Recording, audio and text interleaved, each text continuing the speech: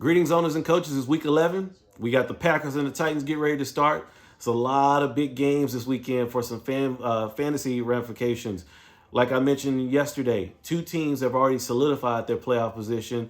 There's two teams who are solidified their toilet bowl position. Everybody else is still in the mix, but I will say there are a couple of teams that can't take losses this week, especially those teams with 7 losses already, 6 losses, 2.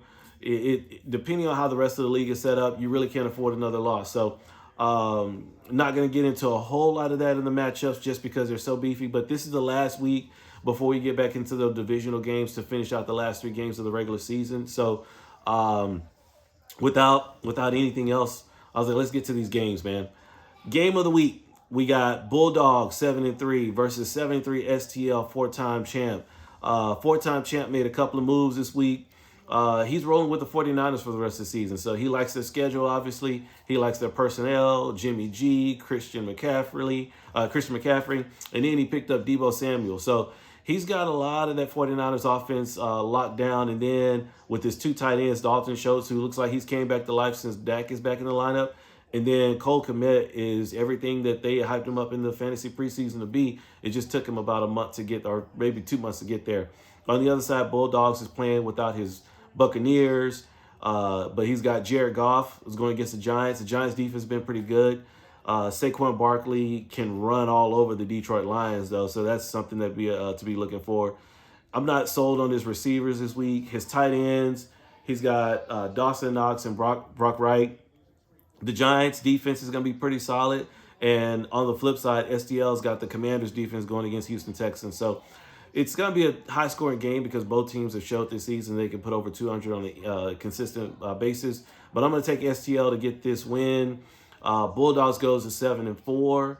STL goes to 8-4. And as I stated, 8 wins pretty much guarantees a playoff spot nowadays for us. So I believe we'll be seeing STL get that designation for the playoff spot.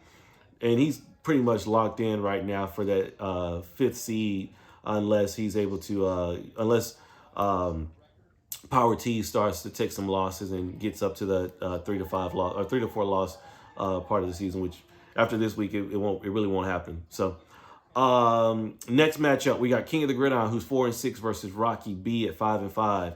Big game for King of the Gridiron because he's still in the playoff hunt at 4-6. Rocky B is in the playoffs right now and needs to continue to win. Dak Prescott versus Joe Burrow. I love the running backs on Rocky B side better than Singletary and Robinson, who Gridiron has. The receiving matchup really is fairly equal. Tight end, I'm going Kelsey. Defense, I'm probably going to take the Bears defense over Atlanta versus the Cowboys. This is going to be a tight game.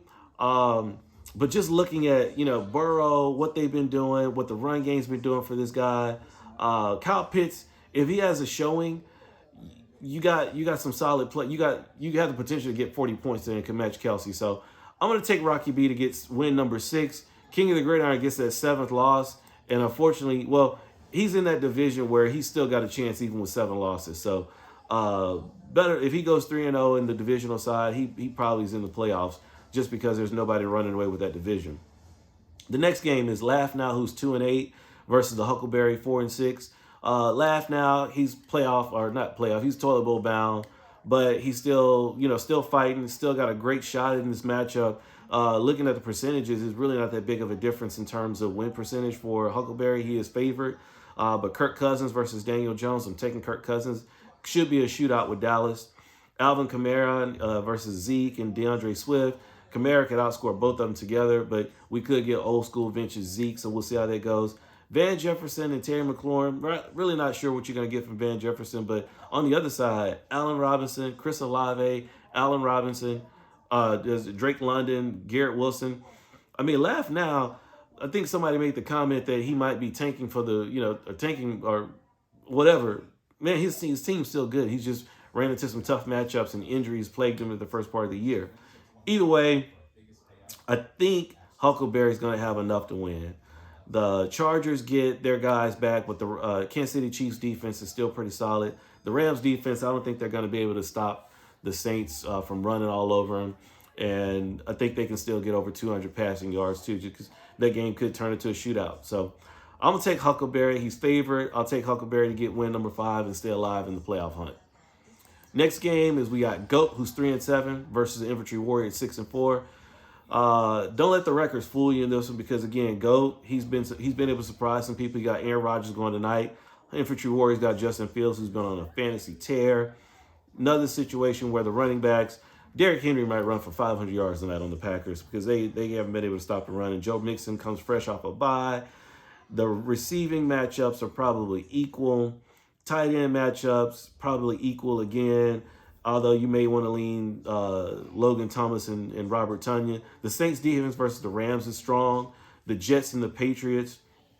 Man, don't look now, but this is not an easy pick 'em, easy game to pick. But I look at 3 players that I feel like they can really blow up and blow the things out, blow this one out, and really 4 of them, I guess, for them. So Fields, the 2 running backs, and then pick your poison with Pittman or Gerald Everett. I think Infantry War is going to have enough. He gets win number 7.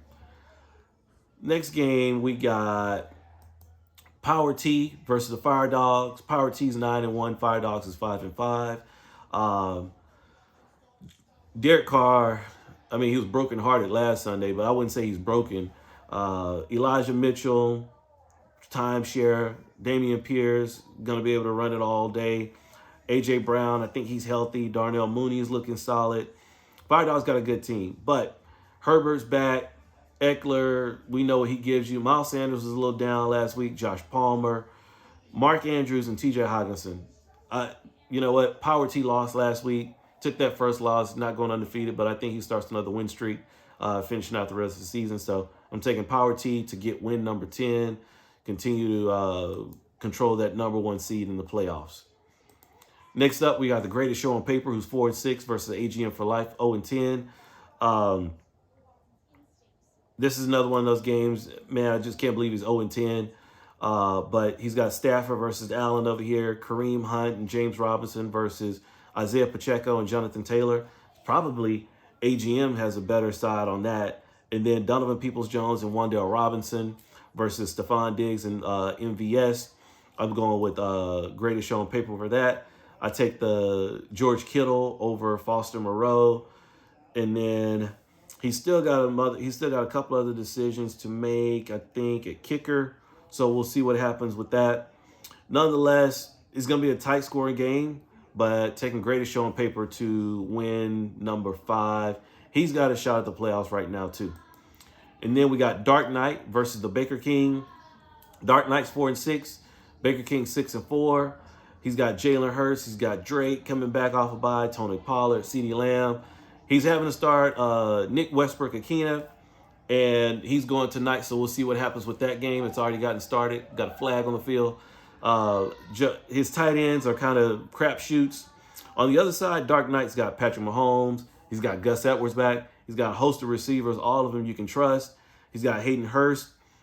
Man, he ain't going to like me doing this, but lock him in for the win. Dark Knight gets the win. Baker King takes the L. So I'll be hearing from him as soon as this video is posted. He does not like me to pick him, but it's the honest God truth. He's going to lose this week. Finally, we got the 6-4 Swagner leading his division right now by one of the slimmest margins, but he's got a great team going up tonight. He's got Matt Ryan going up to quarterback this week with Kyler Murray still hurt. His receivers are, you know, a mix of guys with Cooper Kupp going down on IR. On the flip side, we know who Big Wolf's got. His guys have practiced hard. He's got a couple of guys going tonight, so we'll see how everybody does. So good luck to the Wolf, because, you know, can't make a pick in this game, so I'm just going to say good luck. And Wolf has already solidified a playoff spot, so hopefully he can keep holding it down. Guys, that is all we got for this week. Hope y'all enjoy the matchups. Hope everybody had a great trade season. It's over, and rosters are pretty much locked for the rest of the year. So other than waivers, that's the only way you can improve it now. So good luck this week, and until then, see y'all.